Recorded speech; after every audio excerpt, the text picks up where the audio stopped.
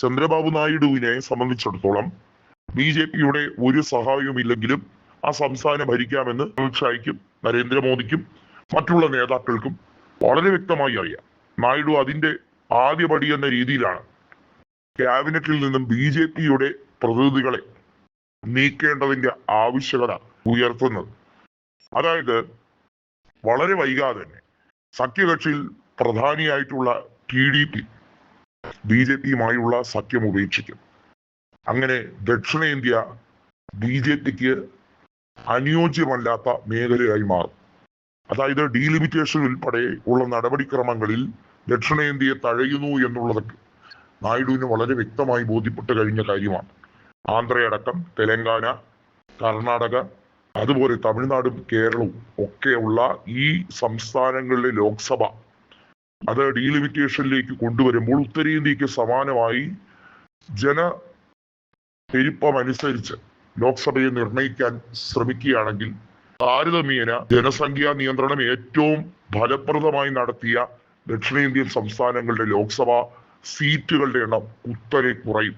യാതൊരു പ്രിക്കോഷൻസും എടുക്കാതെ population explosion എന്ന് പറയുന്ന രീതി, അതായത് ഒരു സേഫ്റ്റി മെഷേഴ്സും എടുക്കാതെ ജനസംഖ്യയിൽ ഇത്രയും തെറ്റുപെരുവിയ ഉത്തരേന്ത്യൻ സംസ്ഥാനങ്ങളെ അഭിനന്ദിക്കുന്ന രീതിയിലാണ് കേന്ദ്ര സർക്കാർ ലോക്സഭകളുടെ എണ്ണം വർദ്ധിപ്പിക്കാൻ തയ്യാറെടുക്കുന്നത്. 80-ൽ നിന്നും 120-ഓ 130-ഓ ആക്കി ഉത്തർപ്രദേശിനെയും 40-ൽ നിന്നും 70-ഓ അതിൽ കൂടുതലോ ആക്കി ബീഹാറിനെയും ഒക്കെ ഉയർത്തിക്കൊണ്ടുവരുമ്പോൾ ബീഹാറിന്റെ അത്ര തന്നെ ലോക്സഭാ മണ്ഡലങ്ങളുള്ള തമിഴ്നാട്, അതായത് 39 ലോക്സഭാ സീറ്റുകളുള്ള തമിഴ്നാടിനെ മൊത്തത്തിൽ പരിഹസിച്ചുകൊണ്ട് 39 എന്നുള്ളത് 31-ഓ 32-ഓ ആക്കി ചുരുക്കാൻ.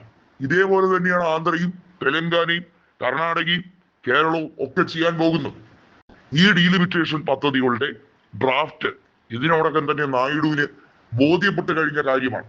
നായിഡുവിന്റെ ഈ ചോദ്യങ്ങൾക്കൊന്നും നരേന്ദ്രമോദി ഒരക്ഷരം മിണ്ടിയിട്ടില്ല എന്ന് ഓർക്കണം. മോദി വിചാരിക്കുന്നത് തന്റെ അധികാര പരിധി എന്ന് പറയുന്നത് നായിഡുവിന്റെ MP-മാരെ വിരട്ടി അനുസരിപ്പിക്കാൻ അല്ലെങ്കിൽ കുറച്ച് കോഴപ്പണം നൽകിയാൽ അവർ കാരണം മറിഞ്ഞുകൊള്ളും എന്നതാണ്. 2014-ൽ നരേന്ദ്രമോദിക്ക് കഴിഞ്ഞില്ല, അതും ഏറ്റവും സർവശക്തനായി ഇരുന്ന കാലത്ത്. ഇപ്പോഴോ നായിഡുവിന് തീരെ ഭയവുമില്ല എന്നുള്ളതാണ്. ജഗൻമോഹനെ കൂട്ടുപിടിച്ച് എന്തെങ്കിലും അഡ്ജസ്റ്റ്മെന്റ് കളിക്കാം എന്ന് വിചാരിച്ചാൽ ജഗൻമോഹൻ വെണ്ണീറായ സാഹചര്യം കൂടിയാണ്. അപ്പൊ പിന്നെ ആ വഴി അടഞ്ഞത് തന്നെയാണ്. നായിഡുവിന് ഒരു കാര്യം മനസ്സിലായി, നായിഡുവിനെ അനുനയിപ്പിക്കാൻ തമിഴ് മുഖ്യമന്ത്രിയായ വിജയും കർണാടക മുഖ്യമന്ത്രിയായ DK ശിവകുമാറും ഒപ്പം അദ്ദേഹത്തിന്റെ പഴയ ശിഷ്യനായ രേവന്ത് റെഡ്ഡിയും ഒരേപോലെ നീങ്ങുകയാണ്.